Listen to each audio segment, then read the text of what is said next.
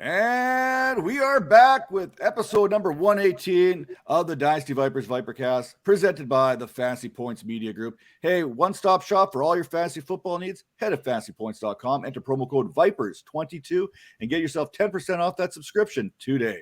Now, with that all being said, hey, it is time to go behind the grind with Jennifer Piacenti, and we are going to kick this off the best way we know how. And normally I ask this question because I talk about a closer coming into the ninth inning to shut down a game. I talk about a wrestler coming down to the ring, getting that huge pop from the fans.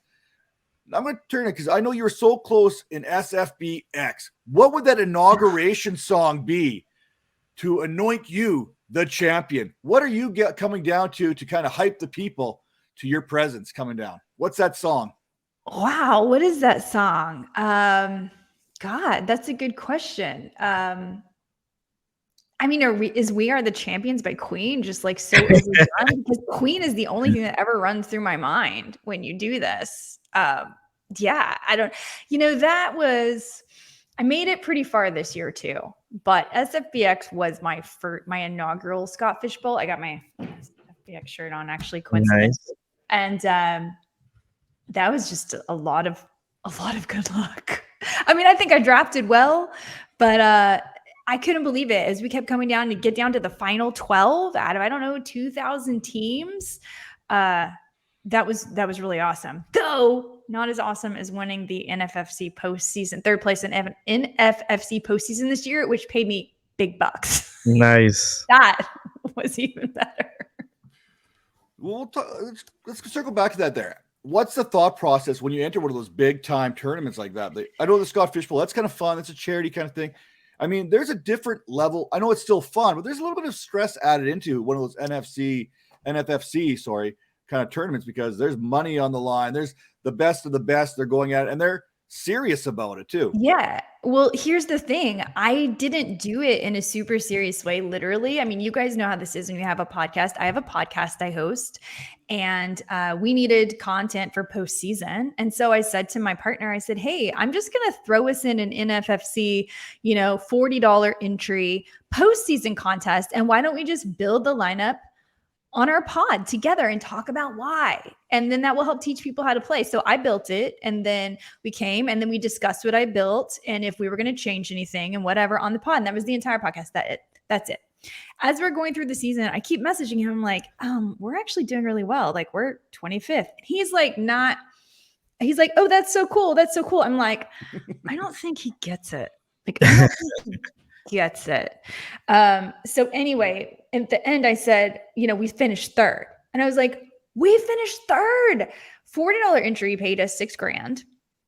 And hilariously, I was just mad at myself at the end because had we entered the big contest, the like $200 entry one, we would have finished second. It would have been like $80,000. Wow. Yeah. So I was like, okay, lesson learned. But it was an awesome surprise because we were just doing it to kind of like teach people strategy and how to do it. And it was content, and it ended up working out for us and hopefully anybody who listens to that podcast. That's awesome. Hang on, Major. I'm just going to jump here real quick. I've heard like guys like Jeff Mans kind of talk about sometimes the bigger ticket drafts, the money ticket, to get into that money is actually a lower score because there's not as many people playing those big teams. That's right. And that's what I looked at. There were fewer entries. There were about 400 fewer entries in the bigger ticket one. So that was a good lesson for me too. I was like, you know what? I should just trust myself, and I've just gone for it. Right. Because the payout would have been so much bigger. We would have finished higher. So you're absolutely right about that. In fact, if anybody's watching this on Tuesday, if you play fantasy baseball at NFBC, we're doing a Beat Jen Piacenti League. I think it's $180 entry, cut line best ball, grand prize of $75,000. That's insane. So if you think you can do it, that's insane. And I'm gonna play hard. You should know that. She said, "I'm taking this one. Like, you're not ever taking it easy again, right?" But let's talk about you a little bit more. Let's talk about a young Jen. Did you play any sports growing up? And what were some of your favorite teams and players growing up? So that's a great question. I did not play a single sport growing up. In fact, I had no athletic ability whatsoever. I hated running. I hated PE. I did ballet and I did tap That's a dancing sport. and I did musicals. And I am still the girliest girl of all girls.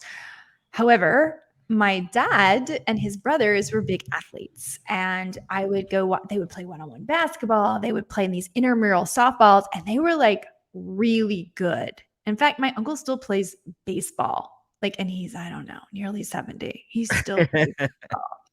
And they would win the state tournaments. My dad won MVP of the state softball tournament in Texas. So this is like a lot of teams. And they all played. And I would go with my dad, mostly because he would usually let me get like a Coke out of the igloo or take me for ice cream afterwards. So I got a treat. And I would sit and I would watch. And I learned to like the game and cheer for my family because Piacenti was on the back of the jerseys, right? And there were 4 of them playing. It was my dad and my 3 uncles. So they were always called the Lucky 13. And my birthday's on the 13th of October. So it just felt like a cool thing, you know? And so no, I never played sports. I just would go with my dad. So my dad would take me to Rangers games. And the Cowboys, of course, because I was in Dallas. So the Cowboys were my team. And then the Mavericks, which back then the Mavericks were not good. They were actually terrible. So there was really nobody ever in the stadium. So we could go all the time because the tickets were basically free. So do you have any like favorite players? I loved Pudge Rodriguez. Okay. I loved Pudge Rodriguez. He was kind of my guy. I just thought he was so cool. And hilariously, like 4 years ago, he friend requested me on Facebook. Nice. And I nerded out. I'm like, oh my God, it's Pudge, like the actual Pudge. Probably nobody else would have found that cool, but I'm totally Facebook friends with Pudge Rodriguez. That's so cool. I can't even get my dad to Facebook friend me on Facebook right now. That's where I'm at. For good reason. Trust me, you don't want your dad to be on your social media. Let me tell you. I don't think his dad wants to be on true. his. He always has his shirt off and all kind of crazy stuff going on over there. His dad is good staying away, so you're good. If my dad's watching this, please keep your shirt on, Dad. Where do you think I learned this behavior from, Major? Oh, your dad. I feel sorry it's for genetic. your mom. It's genetic. I know your mom is probably just like, oh my gosh. So the one thing that I know your dad is proud of is your work there at Sports Illustrated. I mean, we joked a little bit earlier there. I seen some fantastic framed tickets from some shows that you've done in your past with some nice pictures of you in your musical kind of career there and whatnot. And then there's that Sports Illustrated cover there with your article actually in it. Now, we all joke. I mean, anyone who's into content creation, we always dream of getting into that big magazine, to have your work published, to see it. I mean, it really does hit different. I remember the first time Bob Harris gave me an opportunity to have an article, 200 words into his magazine. I mean, I've done articles, I've done online stuff, but when you pick it up from the newsstand and you open it up and you flip through the covers and you see your stuff, it just hits different. Now, what was that feeling opening up that Sports Illustrated cover and seeing something that you put together right there? It was pretty amazing. I have to say, Tom Brady on the cover. And it's funny because the article that got put in the magazine, I didn't write it for the magazine. I just wrote it for the online. And then one of the, top editors at SI contacted me and said, hey, we want to include your article or bits of your article in the published version. And I was like, oh my God, this is like the coolest ever. And so then I just waited on pins and needles to see what it looked like. And of course I immediately texted my dad. I'm like, hey Dad. And my dad was at the airport. So he grabbed like 2 or 3 of them right there and opened it up and could see it. And to me, it was like, I guess a lot of people can't identify this, but when I first moved to New York and the first time my name was listed in a playbill, like when you go to the Broadway show and you see the playbill and you open it up, and first time my name was there. That's exactly what it felt like being in Sports Illustrated. And it felt sort of surreal and really cool. And like, I could get used to this. Let's do this some more. I feel like we missed an opportunity for social media to have like a live opening with your dad at the airport, grab these magazines. And because I know I was like I found mine at the Walmart. So, and I went to like every cashier at the Walmart and I was shocked. Hey, this is me. This is me. I can just imagine the reaction going down when that occurred. Yeah, I think his wife took a photo of him with it and sent it to me, but we should have had our live stream it. That was totally a missed opportunity. You're right. Let's talk about a decision that changed the trajectory of your life. You can't say like husband or kids or anything like that. Yeah, go. So, a decision that changed the trajectory of my life. Okay. Well, there's been a lot of those. I often joke, I'm like, I'm on Gen 3.0 because I've had many different careers, done many different things in my life, and lived many different places. So it's keeping with sports. Let's keep it there. I guess unknowingly was joining my first high stakes fantasy football league, kind of by accident, changed the trajectory of my life because through that, I had it. Someone came to see me in a show and saw that I played fantasy sports and contacted me and said, "Hey, I play in this league with all these big hedge fund guys on Park Avenue. And I need someone that's really good with NL baseball because I really only know the AL and I'm really trying to win."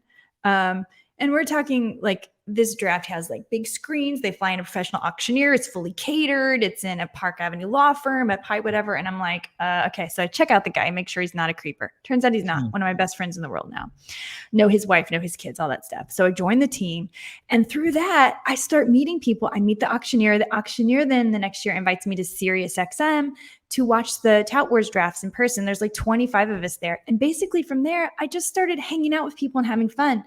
Next thing you know, I mean, I never tried to be a fantasy sports writer. That was never in my, radar. Like I was just a singer, a dancer. I had other careers. I ran a business on Madison Avenue for a long time in health and wellness, focusing on women, completely different than this. And I just had people approach me. Nando DeFino said, "Hey, do you want to come up and do this guest TV spot and just talk baseball?" And I was like, "Okay, that sounds fun." And here we are. Wow. Man, Nando is responsible for so many people in this industry. I mean, we had him on there and he was just a breath of fresh air. Just kind of, it almost seems it's like that coaching tree that we always talk about. You can follow so many great analysts and great people, probably more so than anything, coming from Nando's tree, so to speak. I mean, 6 degrees of Nando DeFino. Forget Kevin Bacon. You want to know how to get somewhere in this world? Make friends with Nando or Rick Wolf. Either of those two. So other than the friendship thing that's kind of going on, and I mean, this is something we've been able to do from the get-go. I mean, we know how important it is to make those friendships and stuff like that, whether you're first starting or even now. What were some of the biggest changes, though, that you have seen from when you first started to where you are now, like in the industry with yourself or whatever those might be? Well, first of all, how many content creators there are. It's like when I started doing this like 2 or 3 years ago, it was like novel that I would sit and write 1.5, 2-minute videos on breaking news and my snarky opinion, and that was like unique. And nobody was doing that. Well, now everybody's doing that. And it's gotten better and better and better. And the content has gotten better and better and better because everybody can create. And what it's exciting is watching all these people that have put all this effort into creating this content and then seeing them get invited to these bigger and bigger sites and ultimately end up with, compensated positions doing something that they love, which, being an actor and a singer, every time I booked a show, that allowed me to do that full time. I felt that joy of like being one of the few people in the world that gets to support themselves doing what they absolutely love. And this has become that as well for me. And every time I see it happen for somebody else, it makes me so happy. You're following their passion and doing it. And then, of course, there are the people who are doing it on the side just because they love it. And they're putting out the most incredible content. So I would say that's the main thing. Just the quality has gone up and the amount of people in the space. And you know what? That makes for competition and it makes everybody else better. Much like the AFC quarterbacks. That whole iron sharpening iron thing it's fantastic. Yeah. And I think the fantasy football community is a little bit different because it is inclusive and they want to help each other. It's different. Mm-hmm. It's not cutthroat like you have in business. We've had so many people from business, lawyers, etc., make that transition to fantasy football totally different altogether. Now, I do a lot of solo videos, and do just kind of tell people when you do a solo video, even a 2-minute clip, how much time you put in before that 2-minute clip actually gets published. Because it's not 2 minutes. I mean, there's research. There's probably, like, for me, there's like 120 takes because I can't speak English. I can't write English. And we know I can't read. So it makes things difficult on my end to actually nail a take. So it used to take me a really long time. But now I've gotten it down to a pretty streamlined process. Like during baseball season, I wrote up a DFS video with picks that's under 2 minutes every single day. And it gotten to where I can sometimes do it in one take. It used to take me hours and hours and hours. But you're right. It's the research beforehand that takes even more time. And then you break it all down to a 2-minute video. Like, oh, what's that? You're working 2 minutes. Nah. If I'm going to help you win, I have to work a lot more to make sure I'm giving you good advice. So especially during baseball season, it's a grind. So I would say, a 2-minute video is really probably, it can be anywhere from 1 hour to 3 hours of your time, depending on what you're doing. I feel like, because I do those primetime previews on the Vipers Network here, where I break down a Monday night football game or a Thursday night football game. And I bet you there's about 4 or 5, maybe even 6 hours of research and recording that'll go into a 10-minute video. I mean, It's absolutely insane. And that's not even a good video. Like, these people that actually help other people with good information, I mean, that's a different story. I just throw stuff out there, throw stuff on a wall and see what sticks. Yeah. A minute ago, you spoke about how you kind of got started in the industry. But at what point did you decide to make fantasy sports like more than just a hobby? Was it like instant? It was instant. I happened to be very fortunate and I got an offer to create videos for this startup company that was in gambling, and they paid me enough that I could just do that. So I was very, very fortunate. Again, a connection through Nato, someone he introduced me to. And so I was able to do that. And after that, it just kind of, the pandemic came, and it's not like I could have been out auditioning and doing shows. So, we all kind of laid low. We all didn't have as much work. We all scaled back and we got through it. And then I was just fortunate that the opportunities happened to come. Now, I mean, it's, for better or for worse, I'm sure I get a few more opportunities because I'm a woman and people want to have diversity, right? I like to think I'm a really good analyst, but also, women take note.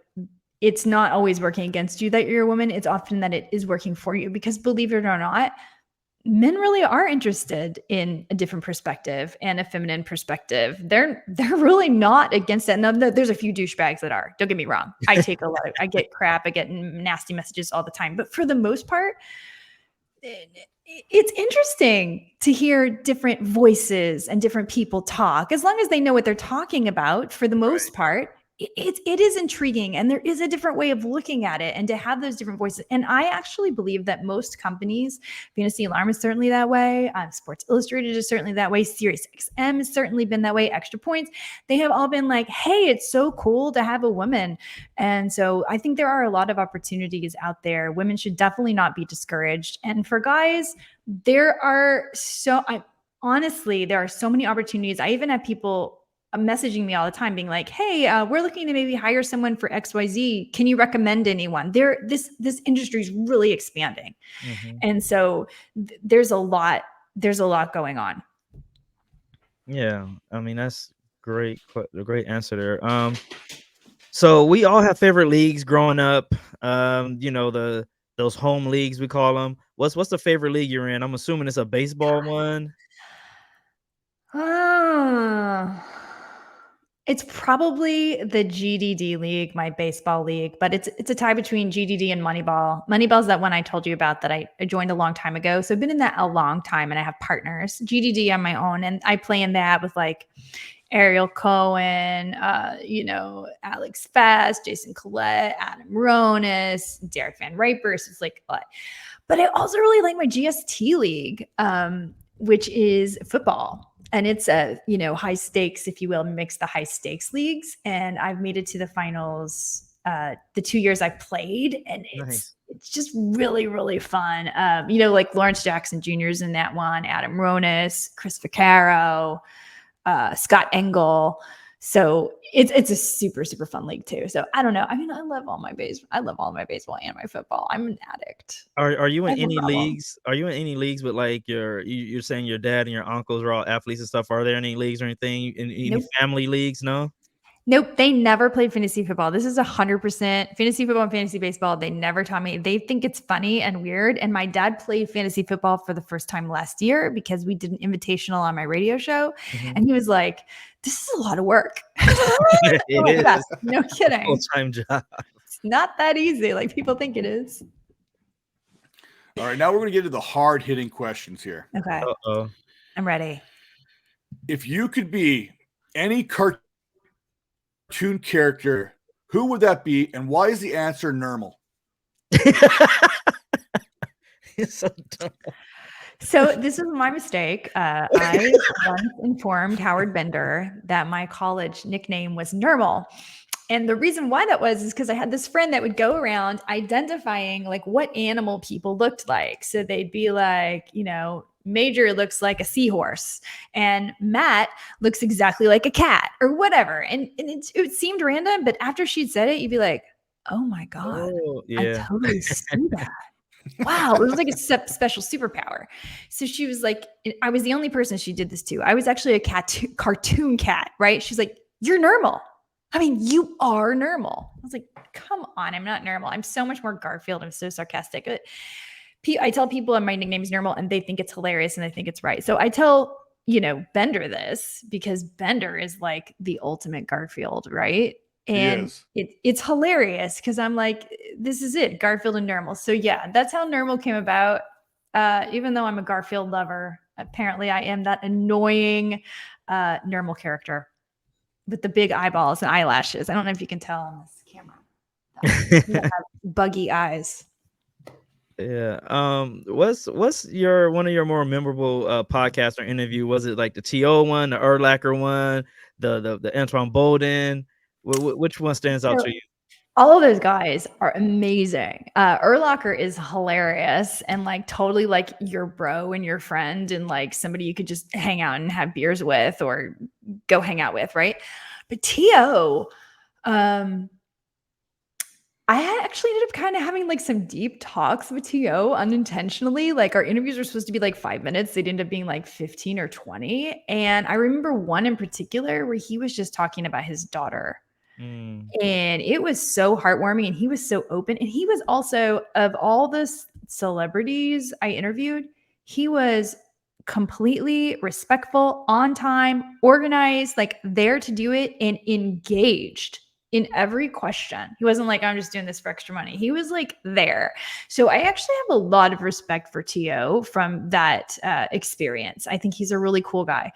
So yeah, I would say it's T.O. because I remember a lot of the things he said. And he also talked at length about the NBA. He loves the NBA. Yeah. And it was fun to see him get excited about other athletes. And I remember him getting excited about DK Metcalf, talking about how great DK Metcalf was and saying he was going to exceed him by far. It was just, I think he's actually a really good guy. That's cool. What's that feeling like when you, because we all go into with a preconceived notion of an individual, right? Mm-hmm. I mean, we've seen the workouts in the parking lot there in the driveway. We've heard about the diva status of Terrell Owens, but when you kind of prepare yourself going in that this is someone you could see, and all of a sudden you get completely the opposite. Exactly. I mean, I was shocked. Honestly, I was expecting, I'm like, all right, you better be on your best behavior. He could be a diva. He could be whatever. He was not, at least not with me. And I interviewed him like 6 times. So Nice. It wasn't like he was in a good mood one day.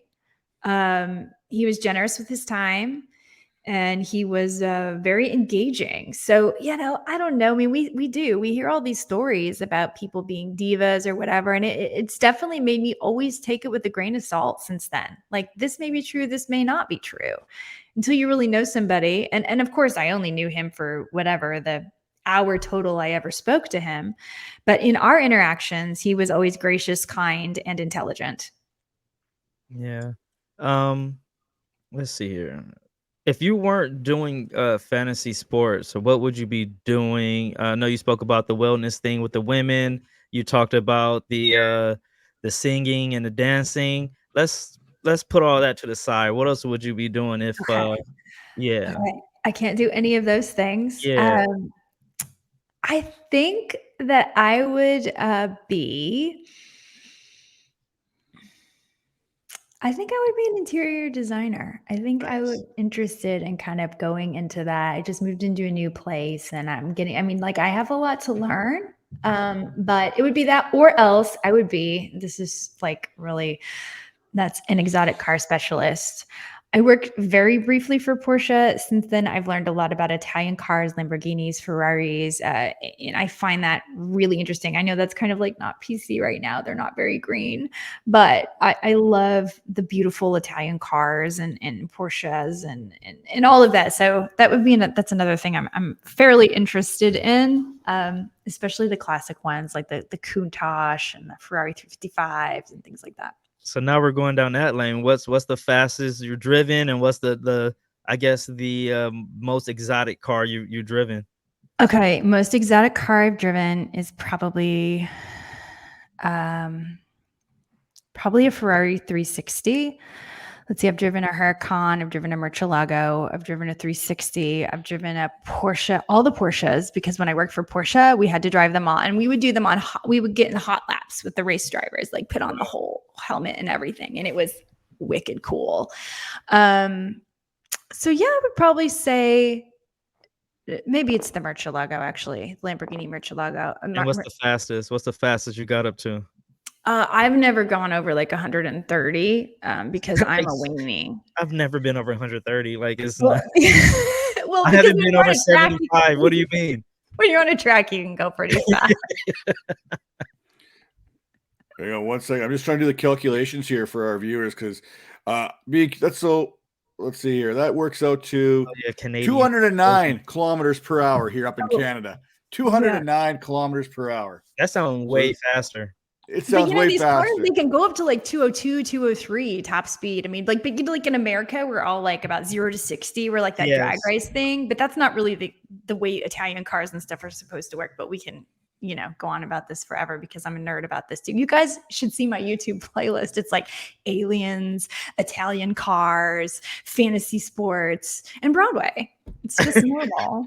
That's what yours is like, right? We've got to work that into the actual show. What's on your YouTube playollist? I mean, that sounds like a fantastic. That's going in right now. That's a good question. Yeah, I mean, I also think I have some stuff like, cooking, right? Like great recipes, some interior design, right? I mean, definitely like what's trending in kitchens right now, health stuff. I mean, my YouTube playlist is whack. Your algorithm is all crazy. I'm pretty sure I screwed up YouTube. Yeah. They're like, what? Like, who's this person? Like, meanwhile, I have videos like how to curl your hair with an athletic sock. So they probably think that you're one of those bots. You probably have to like, what's those like little tests you have to do to show that you're not a bot? You probably do it all the time, right? Real. They're like, this person does not exist. She is weird. Would we be able to find like top 3 dad jokes on your YouTube feed, or is that something that gets sent directly to your Twitter account there? Okay, so first of all, you should know that my dad actually has prepared a spreadsheet of every joke he sent me, along with my reaction. I like him. He has them all cataloged, so he never repeats because he's insane. I like him. I get a dad joke every single day. You want me to read you today's? Let's see what That's I got. What we got. Top 3 dad jokes. I have a daughter who I need to like embarrass and stuff as well. How can I get that spreadsheet? You can at Rick Piacenti. He might share it with you. So here's today's. It's not one of his best, but it's okay. By the way, Jen, never date a cross-eyed person. You'll always catch them seeing other people on the side. Thanks, Dad. So we got to dig into this a little bit deeper here. Do you have like what are the 3, like we could ask your dad because he's got your reaction on every single one of these, but what were the 3 that like you're probably happy you weren't drinking milk or drinking water at the time or coffee, because I'm sure there's some pretty good ones that came your way. I'm so sorry. I just got a text that somebody is like coming early for an appointment. I had to tell them, no, I'm busy with Matt and Major. You have to wait. We finally made it. I feel like we're in like Sports Illustrated right now. I'm like, you can't show up. Hang on. Some fantasy people, they break NFL news. We're breaking like dad jokes of the day. That's how we Right? operate here. This is the stuff that people want to hear. Dad jokes of the day. That's what people need. It is a little bit of humor, a little positivity in today's world. It would go a long way. Yeah, it's Now, every morning I wake up and I have one. I also now have his Wordle score. So now we're competing in Wordle. So I get the Wordle and then I get the dad joke. So we have upped the game. So it used to be like when my dad would text me, be like, "Oh, it must be important. Dad's texting me." Like, there could be family news. Now I just look at it and I'm like, it's probably a Wordle. But tell the truth, how many times have you been feeling down or just having a bad day and then you get the dad joke and you just start dying laughing, right? I would say that happens about once a week. Yeah, see, it's It's awesome. worth it. Dads are cool, man. I It's can't. totally I'm worth about to steal that because usually I just send like music between me and my daughter. But I'm gonna start doing the dad jokes. That's I like that. Totally do it because you know what? She's always gonna have a soft spot in your heart for that. And like, I will say I'm very lucky that I have an awesome dad. I have an awesome mom too. Like it's not like but I think it's especially nice when a girl has a great relationship with her father because I think it builds just a good self-confidence. And it's just wonderful. I love seeing dads be close with their daughters. I think it's beautiful. See, you made me cry, man. Don't do it. Don't do it. Don't worry, man. I got you covered here because not all relationships are good. I mean, Scott Fish has a horrible relationship with pickles, and I need to know what your problem is with bananas. Scott Fish also, I found out at the FSGA, also doesn't like any kind of condiment, like at all. So what is my problem with bananas? They smell. They have a terrible consistency. Why would you put them with ice cream? Ice cream is a perfect dessert. Why are you messing it up with the banana? They have a ton of calories in them. Like, what good is that? And why does every smoothie company think they have to put a banana in it? Every smoothie does not need a banana. And if I ask you to remove the banana, it's not weird, okay? It's delicious. Bananas are not good. They're also a tepid taste. They have they're just kind of like sugary. Her whole facial, everything changed. She was like happy and going, and she was like, bananas. Ah! There is some deep-rooted hatred towards the banana family on that. Yeah, I don't like bananas. I might have to get her like a rebuttal there from Chiquita or something like that. Or whoever. That was a good one, man. Good job. So fantasy sports has been educational for a lot of us. It's taught us a great deal of things, but what has fantasy sports taught you about yourself? It's taught me that I am definitely highly competitive. Notice the facial expression on that too. Yeah. And maybe that's not the most healthy thing. So it's definitely taught me to try to chill and zen out and let things roll off your back. If you don't win, don't stew over it too much. So yeah, I would say that's the main thing it's taught me is that I definitely have a competitive streak and need to make sure it doesn't take over and turn me into a monster. That's really good advice for everyone out there. Like let's taper our stress and try to figure that out, But we all know relationships are super important in any business you're going into. You spoke about a couple people already. Just kind of take this moment to give a shout out to some of the people who've helped you in your career. There's so many. First and foremost, I got to shout out Howard Bender, who I know you guys had on the show. He first brought me on to Fantasy Alarm. We did our live stream together, and he has taught me so much, inspired me so much, and he's just one of the good guys. Crusty outer shell and a heart of gold, and he's phenomenal. Rick Wolf, who also has connected me with so many people. Nando DeFino. It goes on and on. My Moneyball partner, Peter Scherf. Everything that happens through people. And I think that's the most important thing through this pandemic. We've gotten really used to kind of all hiding behind our screens and then like getting grumpy when things don't happen for us. Go out, make friends.